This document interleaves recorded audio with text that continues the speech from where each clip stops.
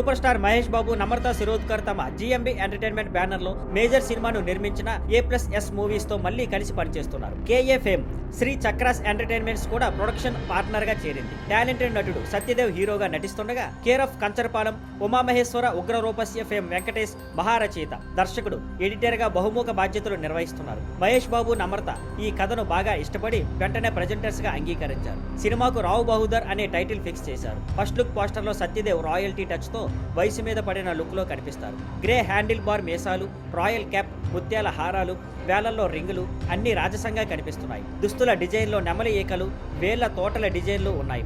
ఆసక్తికరంగా పోస్టర్లో చిన్నపిల్లల బొమ్మలు కూడా కనిపిస్తాయి. ఈ పోస్టర్ చూస్తే ఇది మానవ మానసికతను లోతుగా చూపించే సైకలాజికల్ డ్రామా అని అర్థమవుతుంది. టెక్నికల్ టీంలో కార్తిక్ పర్మార్ సినిమాటోగ్రఫీ, సర్మన్ సాయి సంగీతం అందిస్తున్నారు. మేకర్స్ ప్రకటించిన ప్రకారం నాట్ ఏ టేజర్ అనే టైటిల్ తో టేజర్ ను ఆగస్టు 15న థియేటర్లో, ఆగస్టు 18న డిజిటల్ గా రిలీజ్ చేయనున్నారు. రావు బహదూర్ వచ్చే ఏడాది వేసవిలో ప్రపంచవ్యాప్తంగా థియేటర్లో విడుదల కానుంది.